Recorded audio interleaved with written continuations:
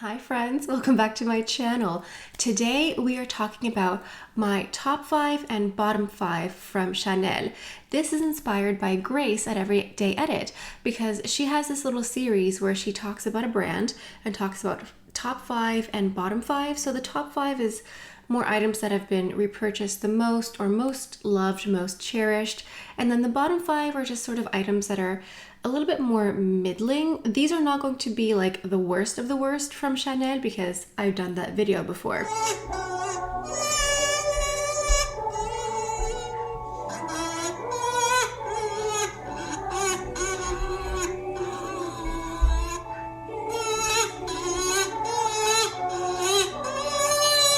But this is more just like 5 products that are like, okay, but I think could be improved. Anyway, that is today's video. Before we go any further, let's take a second to grab our iced coffee or a hot coffee. Let's take a sip and let's get started. Let's start with the top 5. Let's start with the best right away. So the first item here is the Les Beige Water Fresh Tint. This is a complexion product. This is the OG. I think this came out in 2018 or 2019. I used the shade medium. And I think that this is probably the 3rd or 4th bottle of this product. It's technically in the foundation category. So think of how much I have to like a product to go through like 4 bottles of foundation. This is like a glass of water for your skin. It's instantly blurring and hydrating.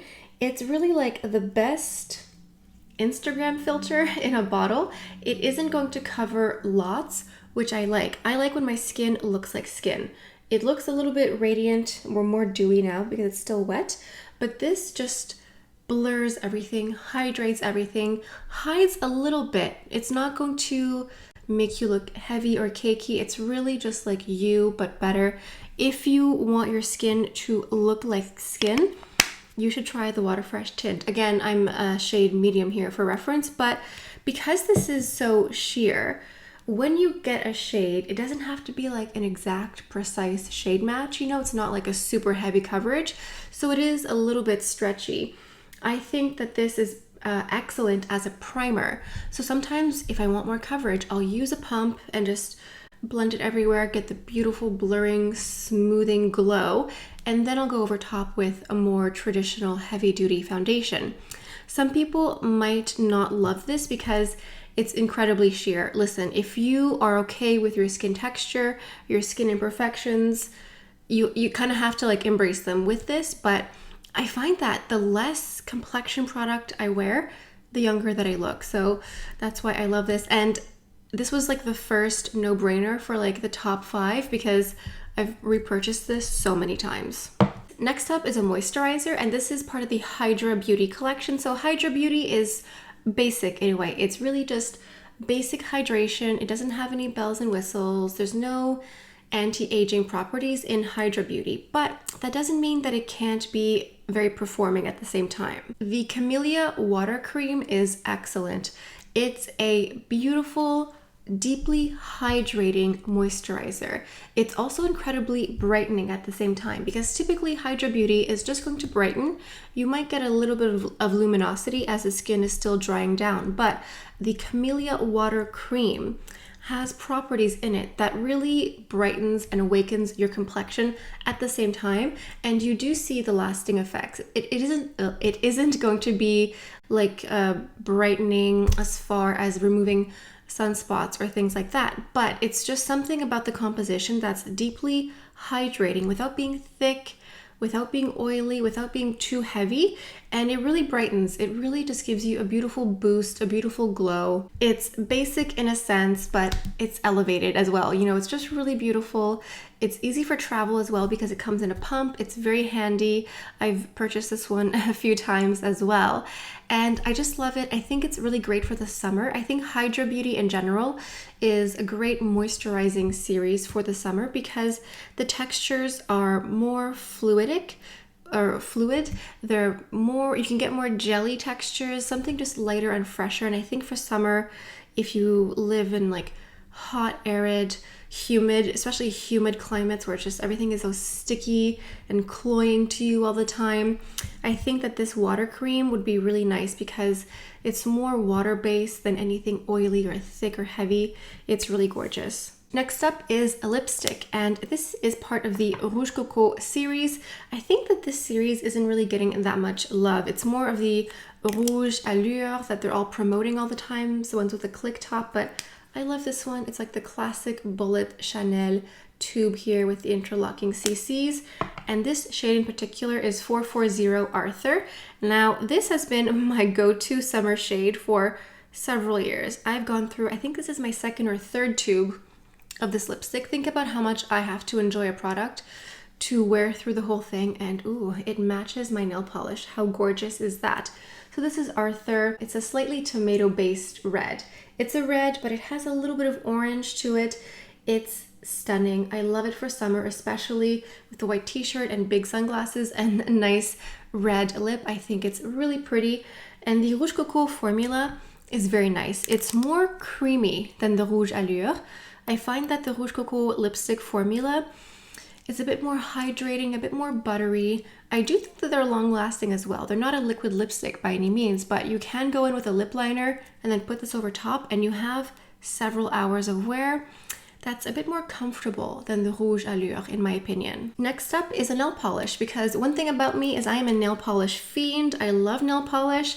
And as much as I love nail polish, sometimes I'm just really busy and it's a lot of work to maintain a manicure all the time. I admit it. So sometimes you just need a little basic Betty to get you through the weeks. And this here is the shade Ballerina. This looks like nothing, it's just like a little subtle, but that's sort of the point. It's a nude neutral color that's elevated. So it has a little bit of like a ballet slipper pink. It has just enough opacity that it looks pink and glossy. When you wear it on your manicure, it's just like a little glossy, beautiful manicure. And the best part is, when this chips, no one can tell. No one can tell. This is what the nail polish looks like on the back of my hand on a piece of Scotch tape. So let's say you know that you're going to have a busy week, a busy 2 weeks, maybe you're traveling, and it's just going to be hectic, and you just want your nails to be the last thing on your mind. Wear Ballerina. Once this starts, well, first of all, it wears beautifully for like a whole week, but because it's so light, when it chips, no one can tell. It's literally impossible. Unless they're looking at your nails like this close, they can't tell. With a bold red like this, it's more obvious, so I have to be a bit more careful. But with Ballerina, the nails, it's like the laundry list of things that are like part of my problems. And the manicure is literally on the very last tier of problems for me. So that's why it's like a basic, it's a go-to, it's a staple, it's one that I've purchased a few times. It's one of those items that you may not realize you need, but once you have it in your rotation, it's sort of essential, because it's one of those things that I do to be high maintenance that allows me to be low maintenance. It may seem high maintenance to do my manicure at home like every week and a half, but with a color like this, I can keep it for 2 weeks, and therefore it makes me low maintenance. Last up in our top 5 category here is an eyeshadow palette, and this is the Tissé Vendôme. This is number 204. This is absolutely beautiful, and why it's in today's video is this is in fact the second palette that I own of this exact palette. For a moment, just try to think of how much makeup I own and how much I have to enjoy a product to go through it. How much do you think I've enjoyed this palette in order to like actually hit pan on all of them and then buy a new one? Yeah, it's pretty intense. This is a gorgeous neutral. For one moment, let's ignore the peach color. I know some people get thrown off by the orangey peach. Fine, pretend it isn't there. The other 3 colors are really gorgeous, soft neutrals. And what's great about the Tissé formula, this is the older eyeshadow formula. It's softer, it's more built for mature eyelids. It's not iridescent, it's luminous. It's a luminous finish. It isn't a hard matte, but it just offers the most subtle sheen. So this is what the 4 colors look like. So I dig into the 2 more brownie neutrals the most. They're so soft, they blend so well. They're very pigmented at the same time, but they're also buildable, and it's just really one of those no-brainer palettes, because when I want something really easy and subtle, I just go into this and I just pretend. If I want peach, I'll go into the peach, but if I want something very subtle and neutral, I'll just go into those 2. All right, let's move on to the bottom 5. These are 5 products that I don't know, I have issues with. I take personal issue with each one of these. First up is the Les Beige Eau de Blush, the Water Fresh Blush. I have the shade Light Peach. So I was super excited when these came out. This is what it looks like here. I mean, I love the Water Fresh tint, you know, love this. So you'd think that I would love the blush, but there's just something about the blush that I've just never been able to make it my own. I find that it often moves my foundation around. Like sometimes I break it down in the back of my hand and then I try to apply, but something about that just ends up like shifting everything. I don't know. Like I'm not opposed to a cream blush. I love a cream blush, but this just, I don't know. It just doesn't really want to play nicely with other products, and for that reason, I often don't use it, and then I just never really found a way to like make it work for me. I love the idea, I love the concept, but I've noticed that in a lot of like the videos I see online from like the brand itself, when they're using it, they're almost using it on bare skin, like without any sort of complexion product before. So maybe that's how this would wear better. I don't know, but like, no merci. Moving on to a product here that's, okay, it's kind of controversial for it to be here because I actually love it. I just think it could be better. Okay, this is the Ombre Premiere series. These are these cream eyeshadows. These were popular for a hot minute. I've had several. The issue that I have is that these dry so quickly and so easily. This is the shade Silver Pink. I think I'm picking up more on my finger than I'm actually swatching. So that's the swatch here. And this is my finger. There's more on the finger. But unless you take this and you like seal it tight, these dry out so quickly. And these really aren't in focus anymore from the brand. So if like they haven't come out with a new shade in years, and if they just get deleted from the website, I wouldn't be surprised, because they just don't seem to emphasize these anymore. And I kind of wish they would, but I sort of wish they would also tweak the formula or do something, or I don't know, because I've had other shades before that I would open like this and then go like that, and the entire eyeshadow would just fall out because it dried up. So unless you're there and you're like squeezing it as hard as you can, if you go to use it again in a couple of months, it just becomes like a rock hard solid and falls out. But at the same time, I love the idea of a single shadow. I love the idea of a one and done. I love the concept. I just think the execution could be better. This could be tweaked. I still have a lot of this one for the time being, so let's see if it stays good for now.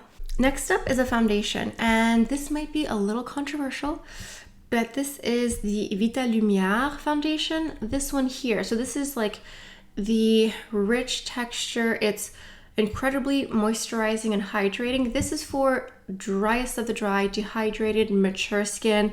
If you live in like very arid, dry climate, this is for you. The problem is the shade range is like 3 shades in the US. I'm not even joking. I think the US has like 10, 20, and 30. And they're all sold out? Question mark. Here in Canada, we have more shades available, but I just find that the shades jump so much. It reminds me of Sisley foundations, where like the shade range goes from like 10 to 20 is like actually 3 shades different. So the shade range in Canada goes from like 07 Ivory to 60. Yeah, it's a little bit better, but for the longest time, it was impossible to find any shades whatsoever. Like, I don't know if it's being discontinued, if they're having issues sourcing the ingredients. I have no idea. But I still find that a lot of the shades, like, they just jump. if you're going from like a 10 to a 20, there's like 2 shades at least in there that could be added for nuance, for intensity. And yeah, that's why, I mean, I've tried samples that were okay, but it's really, really glowy, moisturizing foundation. Like, unless you want to look luminous and extra hydrated all day, it's not for you. If you have like the slightest inclination of oily skin, stay away completely.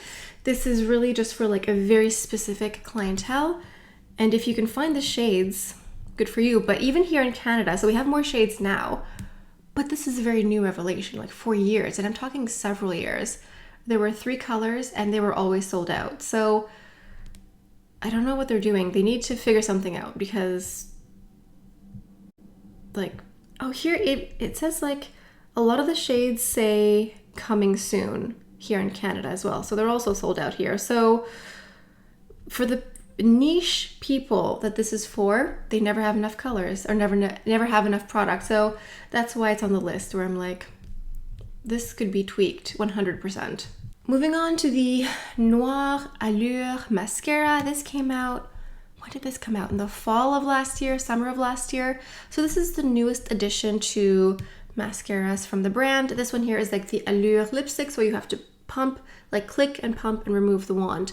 Now, this mascara, I've heard a lot of people say that it dries really quickly, and it does. For me, when I first tried it out, I was like, I don't know, like nothing ever beats the volume, in my opinion, and this one did not. When it was fresh, it was almost too wet. Something about the wand, it was too much product, it was too wet.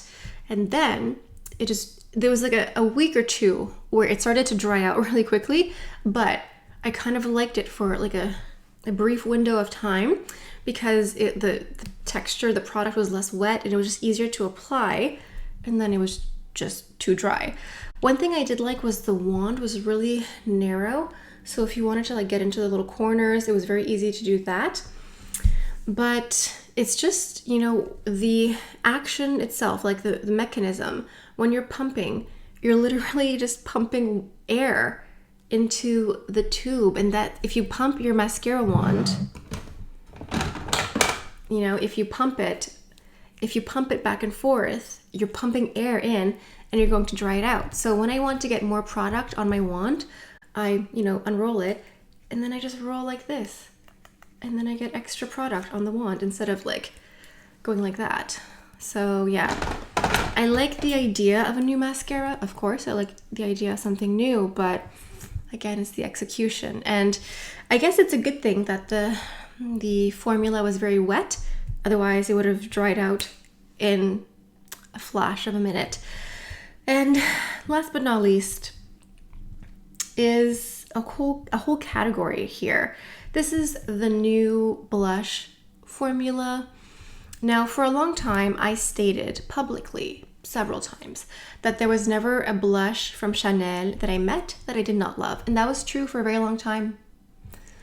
The new formula is just different. It's really different. Like, they've reformulated a lot of products that I was fine with, like the eyeliners. To me, the new formula is the exact same with like the lip liners. But the blushes, I have several. Like, I've purchased several of the new ones, but they're just so dry. It's like they were like, it's like biscotti, you know? It's like they just were like, let's bake it and bake it and bake it again. I find it's so dry, and I find it harder to pick up color. I don't know, sometimes I feel like I need to go in with like a spoolie and just like scrape it just to get color.